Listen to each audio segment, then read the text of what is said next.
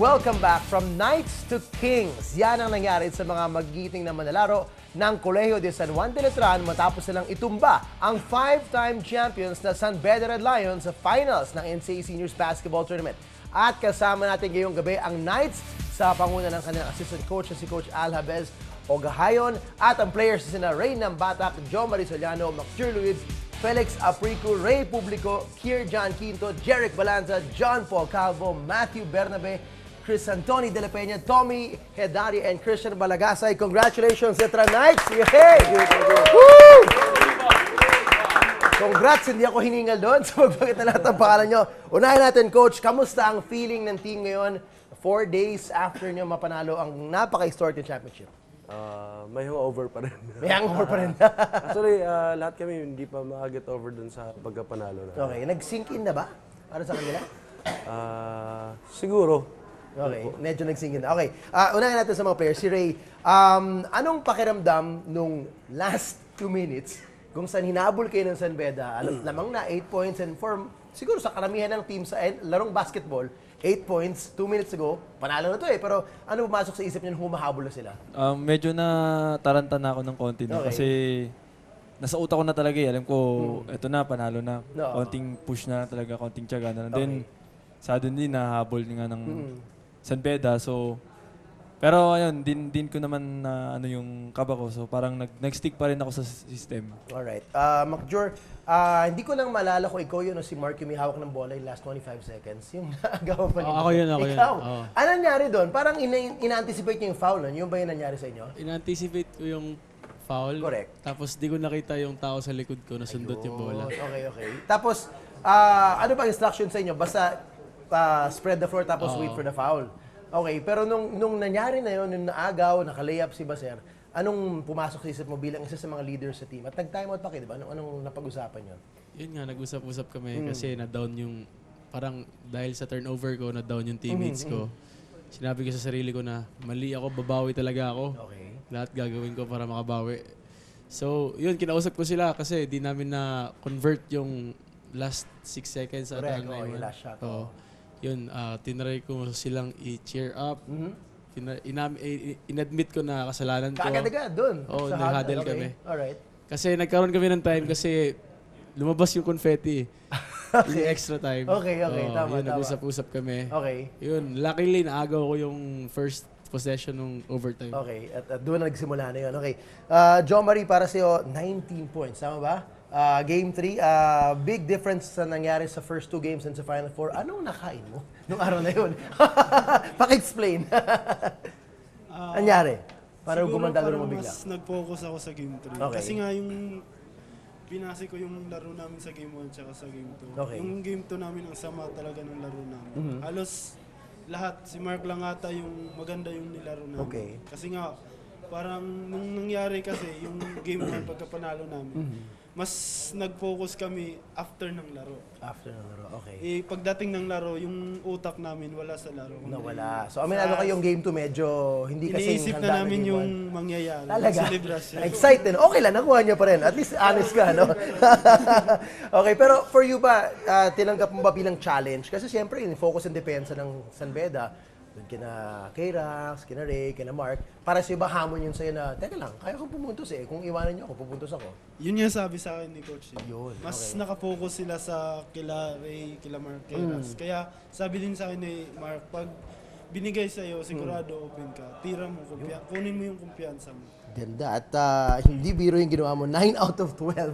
Tatlong mintis lang naman. 75%. Coach Al, kamusta yung huddle nung papunta ng overtime? I'm sure crucial yung huddle na yun. No? Yung lalo na yun, sabi nga ni McJur na paano nagbago yung... Kasi syempre, 2 ways yun eh. Pwedeng ma-depress yung isang team, di ba? Tapos tuloy-tuloy yun ng sumama na sa overtime or napihit. Anong ginawa ninyo sa coaching staff, as a staff at si Coach Alvin? Siyempre, nandun yung kaba, andun yung pressure. Andun yung kaba, no? Andun din yung pressure. Pero makikita mo sa mukha ni Coach Aldin na confident siya na atin to. Okay. So, sinabi niya sa mga bata na, guys, magtiwala lang kayo, makukuha natin to. So, ganun lang kasimple yung instruction niya. Then, gumawa siya ng game plan niya, again, for the overtime. Okay. At yun, luckily, na-convert naman ng mga bata. Na-execute naman ng mga bata. Ray, kahit pa paano, hindi ba napasok sa isip nyo na overtime, last 5 minutes, normally, dun lamang yung isang team na may experience eh. Diba? San Beda, 5-time champion. Yun ang lamang nila eh. Kung tapat-tapat, last few minutes, yun ang alas nila eh. Hindi nyo ba inisip yun? Talagang naggawa nyo ng paraan na tanggalin nyo yun at laban na lang ng laban? Siguro kaya hindi kami na ano kasi dadaan namin sila sa pagiging enjoy namin sa game eh. Okay. So yun, pagdating talaga sa finals, talagang mas experience sila kaysa sa amin. So kami, nag-enjoy kami. So kahit na yun, nahahabol na kami, talagang pinipilit pa rin namin ma-enjoy din, wag ma-pressure kasi para din sa amin yun. At yun din yun, Macjur, yun din parang yung identity ng team this year. This whole season, ang saya ninyo, ang saya ng basketball nyo, fast-paced. Kamusta yung pagbago ng character ng team this year? Iba eh. Parang kasi sa team, yung iba yung kunwari, katulad ng mag-conditioning kami, lahat ng players siguro ayaw yung jogging eh. Pero kami, ginagawa namin kahit ayaw namin, pero yun yung doon kami nananalo eh. Nag-enjoy kami, kaya hindi kami napapagod. At totoo bang si Coach Alvin din mismo naghahawak ng physical training ninyo? Maliban sa, kasi ibang coaches, sinahayaan siya trainer, di ba? Siya din talaga nakatutok sa inyo. Siya yung nagsasabi ng, Okay. siya yung nag-ask kay Coach Al, kasi si Coach Al yung sa conditioning namin. I see. Okay. So kayong dalawa. Alright. Balik kay Jomari. Jomari, talagang pinag-usapan ng marami yung malaking import. Ikaw yung pantapat sa kanila. Okay. Kamusta naman yun sa lahat ng games ng mga teams na may import, ikaw tumatapat? At kamusta yung responsibilidad na binibigay sa'yo, at least sa defense at sa rebounding? Siguro iniisip ko na lang kasi na kahit di ako makatulong sa opensa, makatulong man lang ako sa depensa. Kahit gaano kahirap, ginagawa ko na lang ang trabaho. Well, you did a great job, lalo na ng Game 3. Coach Al, kamusta ang future ng team na to? Alam natin mawawala si Mark, mawawala si K-Rax. Two key guys sa starting five.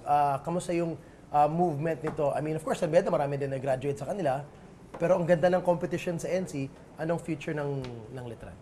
Actually, the coaching staff is still hoping for a brighter future for the team. Kasi yung Team B, yung pool ng Team B namin ay meron kami mga bata doon na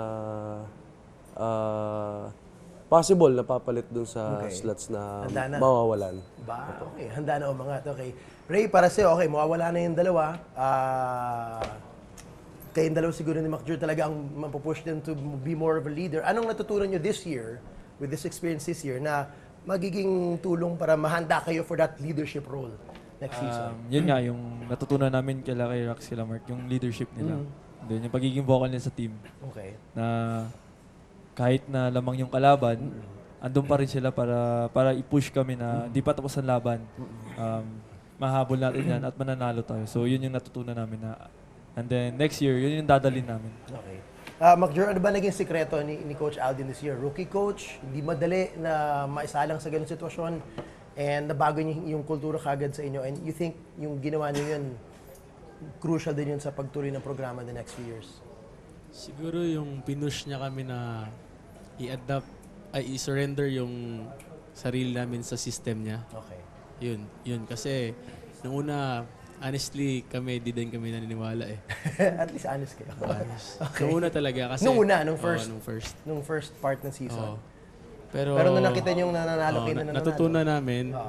Tsaka nag-enjoy kami. Sinorender namin yung sarili namin. Galing. Nag-champion kami. Right. Well, napakagaling. Congratulations. Hangang-hanga pa rin ang buong Pilipinas na nagawa ninyo. So congrats on your great job and good luck sa paghangad nyo na ng back-to-back naman next year. Letran Knights, arriba! Congratulations! Thank you!